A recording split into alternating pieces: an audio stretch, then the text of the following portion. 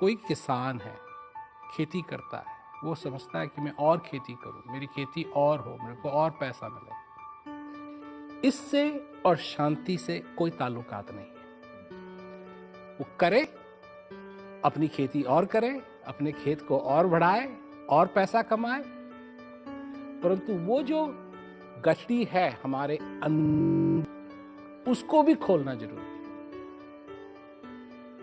किसान बहुत आत्महत्याएं कर रहे हैं, हर रोज 3-4 की एवरेज बन रही है कि किसान सुसाइड कर रहे हैं, और सबसे बड़ा कारण है कि उनके ऊपर कर्जा बहुत है, कर्ज बहुत है। तो बहुत बार ये हुआ कि पंचायतें इकट्ठी हों, उनका मनोबल बढ़ाया जाए कि नहीं, सुसाइड किसी भी बात का हल नहीं है, कोई जरिया नहीं है, हम आपके साथ हैं, कुछ ना कुछ मिल बांट कर करेंगे, बट इसका कोई असर नहीं हो रहा, लगातार सुसाइड्स हो रहे हैं। ऐसी स्थिति में जब बैंक वाले उसके घर में रोज आते हैं, ऐसी स्थिति में जब वो गांव बाहर नहीं जा सकता, ऐसी स्थिति में जब घर का चूल्हा ठंडा पड़ा है, उस स्थिति में क्या किसान जी पाएगा? उसके अंदर की परिस्थिति ऐसी बनी होती है, उसको लगता है कि एक जरिया, मैं मर जाऊं, सब खत्म। ये नहीं पता कि पीछे वाले तिल तिल मरते रहेंगे फिर भी। देखिए, लाचारी ये बहुत बड़ी बीमारी है, बहुत बड़ी बीमारी है। क्योंकि जब मनुष्य अपने आप को देखता है कि वो लाचार है, उसके पास कोई रास्ता नहीं है, कोई आशा नहीं बची, निराश हो जाता है, ये ठीक बात नहीं है। किसान अन्नदाता है, वो अन्न उपजाता है, उससे ये दुनिया चल रही है। बिल्कुल। हम फ्यूल की तरफ, पेट्रोल की तरफ लगते हैं, पेट्रोल से दुनिया नहीं चल रही है, मनुष्य चल रहे हैं तो उस पेट्रोल से जो किसान उगाता है, जो उस जमीन से, उस धरती से निकलता है। और उन सभी लोगों को जो भी कभी लाचार हो, उनको मैं ये कहना चाहता हूं कि जब सारे संसार के अंदर अंधेरा अंधेरा अंधेरा ही दिखाई देता है, तब भी तुम्हारे हृदय के अंदर एक दिया है जो जल रहा है। अगर उस दिए को तुम बाहर ले आए तो वो तुम्हारी अंधेरी दुनिया में उजाला कर देगा। निराश मत हो। दुख आता है, बुरा समय आता है, अच्छा समय आता है। जब बुरा समय आता है तो एक बात का ख्याल रखो, एक दिन ये जाएगा, बुरा समय भी जाएगा। नहीं, मगर आप ही ने बोला कि जब लाचार हो जाता बंदा, फिर जब लाचार हो जाता है वो ऑटोमेटिकली निराश भी हो जाता है, हताश भी हो जाता है। उसके अंदर की जो लो आप बोल रहे हो वो भी बुझ जाती है कि अब मैं हर तरफ से खत्म हो चुका हूं, नहीं, अब मेरे पास कुछ नहीं है करने को। वो समझता है कि उसके अंदर की जो अंदर का जो दिया है वो बुझ गया, पर वो बुझा नहीं है।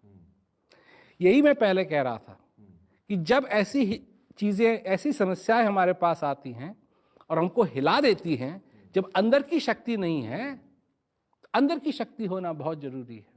और आपके अंदर है, आपको लाचार होने की जरूरत नहीं है, किसी को भी लाचार होने की जरूरत नहीं। इसका मतलब ये नहीं है कि ऐसी मेरी साथ हादसे नहीं होते जिसमें मेरे को दुख नहीं होता है, परंतु उस दुख में भी मैं जानता हूं, मैं अगर अंतर्मुख हो सकूं, अपने अंदर झांक सकूं, तो मेरे को एक आशा मिलेगी, मेरी अपनी आशा, मेरी अपनी शक्ति। ठीक है, ये आज चूल्हा नहीं जल रहा है, एक समय था ये चूल्हा ही नहीं था, मैंने ही ये चूल्हा बनाया, मैंने ही इसमें आग लगाई, और आज नहीं जल रहा है, कोई बात नहीं, जलेगा ये एक दिन। ये आदमी की हिम्मत, ये आदमी की कोशिश। देखिए, एक चीज हर एक आदमी के साथ हुई है, हर एक मनुष्य के साथ हुई है, चाहे वो आदमी मनुष्य है या औरत है, कोई, सबके साथ हुई है। जब हम छोटे थे और हमने चलना सीखना शुरू किया तो हम गिरते थे या नहीं? बिल्कुल। और गिरते थे तो इसका मतलब है कि हमने सब कुछ छोड़ दिया? नहीं। क्या किया? फिर उठते थे, फिर चलते थे, फिर गिरते थे। तो हम जो असफलता थी, इसको हमने कभी स्वीकार नहीं किया। जब हम छोटे थे तो इतनी शक्ति थी कि असफलता को हमने स्वीकार नहीं किया, और एक दिन क्योंकि हमने असफलता को स्वीकार नहीं किया, हम सफल हो गए, आज चलते हैं। तो यही बात जीवन में भी लागू होनी चाहिए। असफलता जब सामने आए, इसको स्वीकार मत करो। ठीक है, बिल्कुल ठीक है। एक आखिरी क्वेश्चन मैं थोड़ा सा पर्सनल आपसे पूछूंगा। ये हमारे समाज की एक प्रवृत्ति बन गई है कि कोई भी बंदा कुछ अच्छा काम कर रहा है या कोई नोबल कॉज कर रहा है तो दिमाग ऑटोमेटिकली पीछे जाता है। ये प्रेम रावत जी क्यों ऐसा कर रहे हैं? ये प्रेम रावत जी शांति के दूत क्यों बने हुए हैं? ऐसा फिनोमिना हमारे दिमाग में जरूर आता है। इसके पीछे उनकी क्या मंशा हो सकती है? मैं डायरेक्ट आपसे पूछ लेता हूँ, इसके पीछे क्या मंशा है? क्या जरूरत पड़ गई आपको पूरे समाज में शांति का संदेश फैलाने की?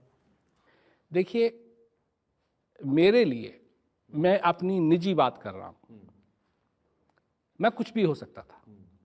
क्योंकि जब मैं विदेश गया तो मैंने हवाई जहाज भी चलाना सीखा। हवाई जहाज ही नहीं चलाना सीखा, मैंने हेलीकॉप्टर भी चलाना सीखा, और मेरे को जॉब ऑफर्स आते थे। मैं इंस्ट्रक्टर भी हूँ सिखाने के लिए, हेलीकॉप्टर को, ग्लाइडर को, हवाई जहाज को। मेरे पास 14,000 घंटे से ज़्यादा एक्सपीरियंस है। हाँ, एक्सपीरियंस है। मैंने जेट्स भी उड़ाए हैं, मैंने पंख वाले क्या कहते हैं, हवाई जहाज भी उड़ाए हैं। तो बात यह है कि जब मैं छोटा था तो मैंने देखा कि लोग, जो उनके जीवन में असली चीज़ थी, असली चीज़ जिसके लिए कहा कि भीखा भूखा कोई नहीं, सबकी गठड़ी लाल, गठड़ी खोलना भूल गए, इस विधि भय कंगाल। तो मैं देख रहा था कि सारा संसार कंगाल हो रहा है, परंतु उसके अंदर की जो गठड़ी है वो कोई नहीं खोल रहा है। मैं आपको एक बात बताऊं, जब मैं लोगों को ये बात सुनाता हूं और लोगों को मेरी बात समझ में आती है, उनके मुंह में मुस्कान आती है, उनके होठों पे मुस्कान आती है, इससे अच्छी कमाई कोई हो नहीं सकती। तो उससे आपको जो मिलता है ना, आपको जो मिलता है वो एक ऐसा उपहार है कि पूछिए मत। और ये मैं करता रहूंगा जब तक ये श्वास मेरे अंदर आ रहा है, जा रहा है, मैं करता रहूंगा। जिंदगी का कोई गोल जहां पर लगे कि बस अब ठीक है?